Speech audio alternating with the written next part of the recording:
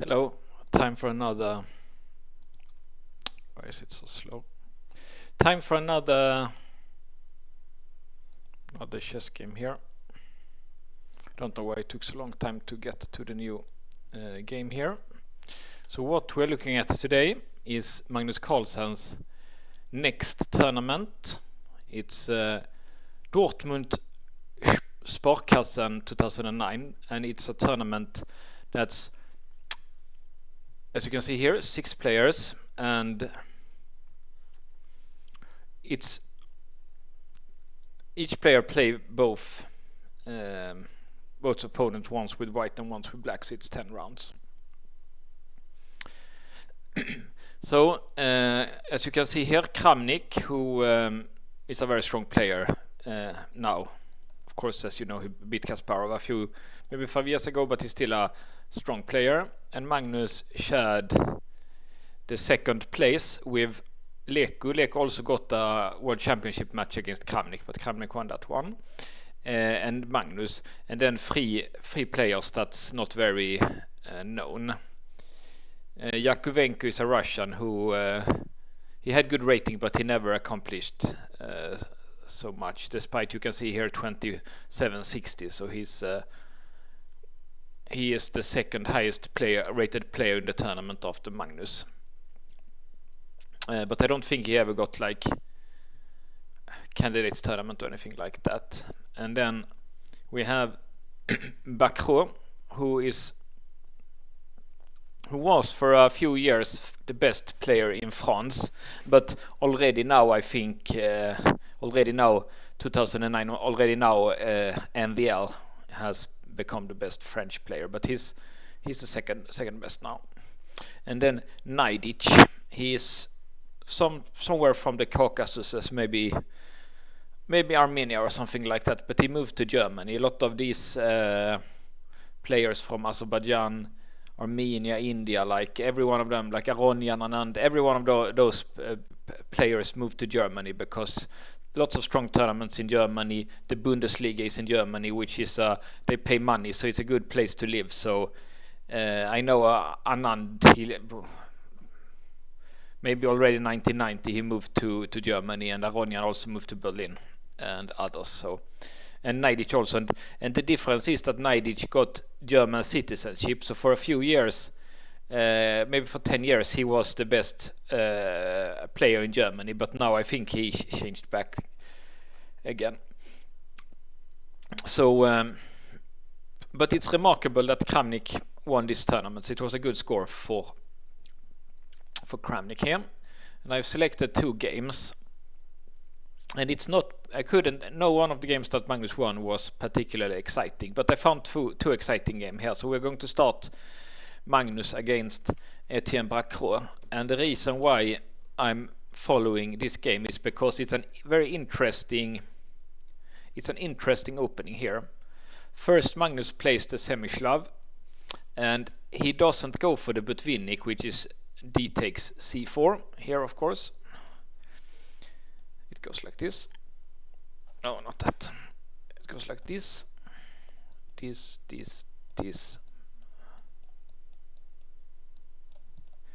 And so on.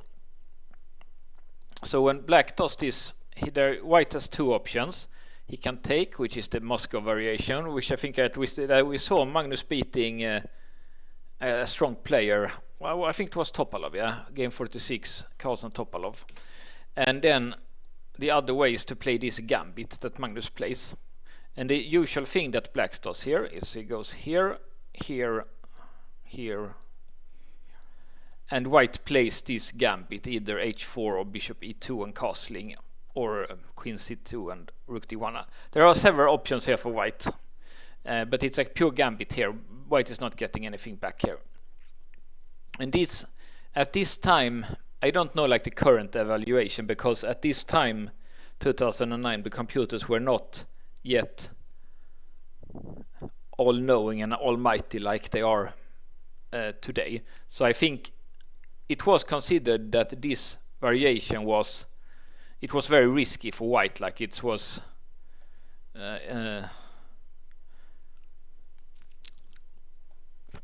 like it was supposed to be very risky for white here. So the interesting thing happens here, that in this position Magnus goes for the gambit. No, Bacrot goes for the gambit, and here Magnus must have mixed up the move orders, because he takes here instead of g5, that's the gambit, and then after this he plays b5, and now he gets the Botvinnik variation. It's called the Botvinnik variation, and it's the same variation that Magnus played against Shirov here, game 48, but then Magnus was white and Shirov was black. Now Bacrot is white and Magnus is black, so it will be very interesting here. Let's add lines here. So there's several lines here, but this is at this time, at least, this was the main way that people played, and it was exactly the same in the game against Shirov. So it doesn't really matter if you take an f6 now or later, because yeah, black cannot save the knight because of the pin. But now when he moved the queen, of course, now you have to take it. And this is exactly the way that they played against Shirov also in that game. And this is like the main theory. And here a3. And it took here. And I think Shirov also did that. So he's playing exactly like Shirov. I think... Let's see how it was here. Yeah, he also took. And if we go back to the game here, like, I think other moves that has been played, it's this move and this move. I think two moves that has been played. Also you can see it. But apparently this time e takes d5 was most popular. Then you takes, and bishop e3. I think he did he do something else here? Let's see what Shirov did here. Yeah, he played bishop g4, which the computer does not like so much.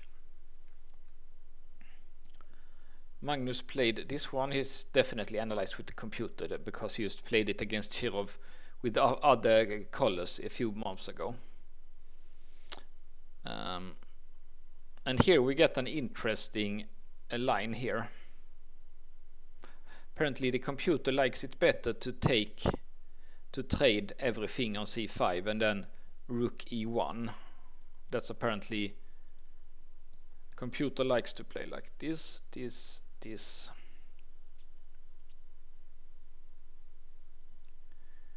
And now like you can't allow the rook here, so they have to play here. And apparently like this is some chances for white here maybe. These positions can get very sharp because it can become kind of endgames where white runs with these pawns up the board and black runs here if too much get traded. Let's see what happened. He gave the check. And here I think this is a known maybe it got famous in this game, but I think this was a known theory. There is like two queen sacrifices. It's one, if we go back, instead of this, if black does something like this or something like this, then there is a line, white just takes it, black takes the queen, and you take on b7 and take back, and you get two pieces for the queen. And the other sacrifice is this, the other queen sacrifice is this, and you do queen g7 there. That's like such a nice move to play, and it's just now when the knight is here that it works, because the idea is takes, which is forced, and then the knight is hanging also. So let's see what they do. This is only moves here, and white gets only two pieces again, but some technical problems here for black. This pawn is under attack, this one, this can be strong, and white can try to run here or put the bishop here, which is quite a good blocking piece here. So looks like black had many choices here. Looks normal to save this rook actually, so let's look at that first. He would take here. And the point now is that it's just hard to defend this pawn. Next move is apparently rook here and then try to take it. So let's see what happens. To act, it's more important. It's not important to take this pawn. This is an unimportant pawn, and this is an important pawn.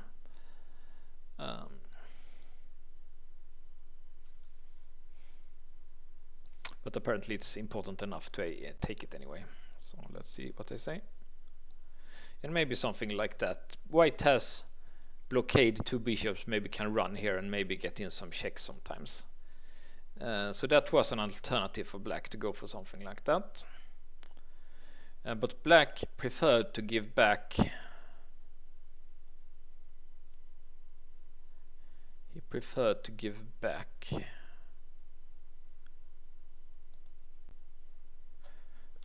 He preferred to give back it at once. Give it back at once here.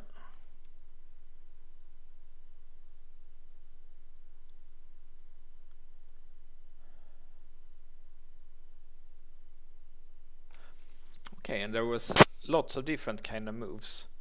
Apparently rook a7 was best. Also this one pinning here would be quite interesting. Then apparently black's only move is to do something like that. Try to chase the bishop with the rook here and try to get some kind of a draw maybe.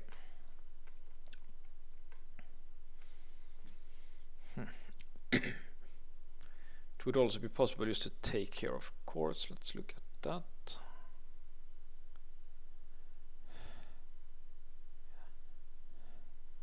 And probably this is correct to not allow this one here.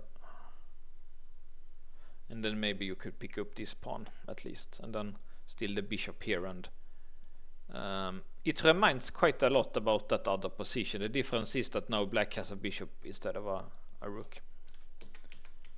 But yeah, computer like that a bit for black anyway. That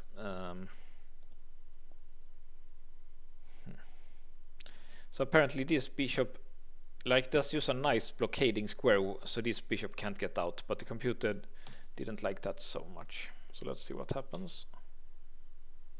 Yeah, now it was probably better to take the rook actually than the bishop, I think. No, but now we had to take the bishop here. And there is nice tactic here. I didn't see that one. Maybe Magnus missed his tactic. He probably thought here that black had to do something with the rook, and then he could play like this. This would be a nice position because now this pawn can run instead, where it's supported by the rook. I see. So that's why he did that one. Maybe he didn't really see this tactic that, and here we thought I take, he takes back, and I just win the rook here. But he can go here, and that also covers this. It also covers the knight fork here. So apparently best for white was to take here.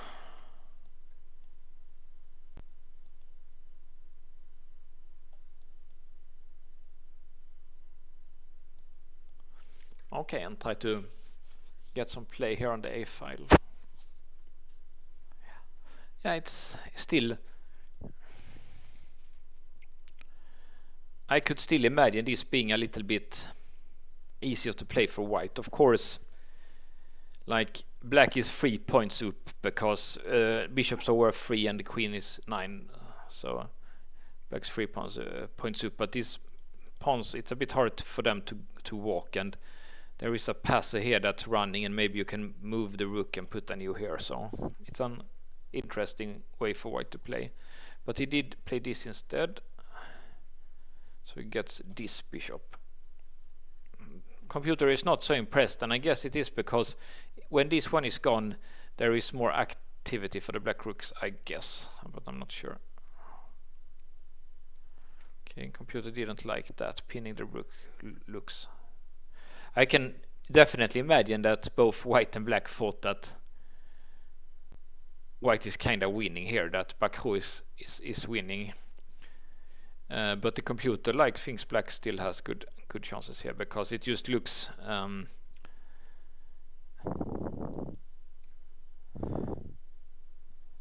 like the bishops looks quite good here. Okay, so the computer wants something like this. And still not cashing in, save, the bishops is worth a rooks, it's no hurry to cash in. But he did that instead. And Magnus is a good defender.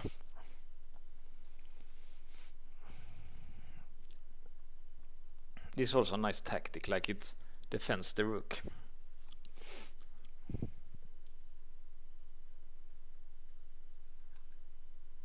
Okay, but the computer thinks Magnus is better here. And the point is this, and this one is under attack. Which is not so easy to defend, actually. Don't see how to defend it. What about check? Check.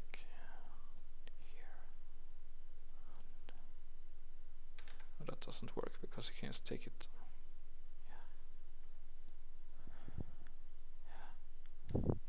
Yeah, it's Magnus had a chance to maybe win there if he saw the attack here, but he played a6 instead. And white got to trade here. It looked like white was attacking, but it was actually black who was attacking there. That was quite interesting, actually. Okay, so now Magnus took here. Black has to trade now. c3. Bishop e4. And now if c2, he can take and maybe put the rook here on f4 and do something like just go back and forth with the rook, and it's a fortress. So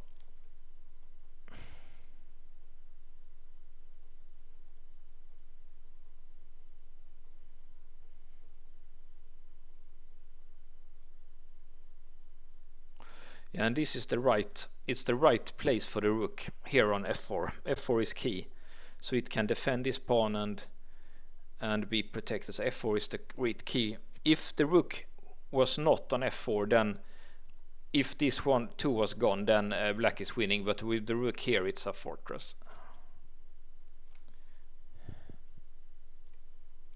So this is a clear fortress here. Nothing to do for black. Like if he goes back, then yeah, even something like this works. So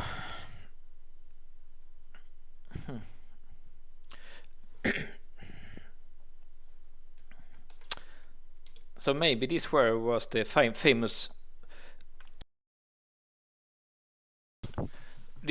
line that I said, that Magnus doesn't believe in fortresses, but here Bacrot got in a fortress against him. Okay, next time we watch the final game of the tournament, Kramnik against Magnus. Who would win the tournament? Of course, you see who won it here, but you're in for a good game, so see you then.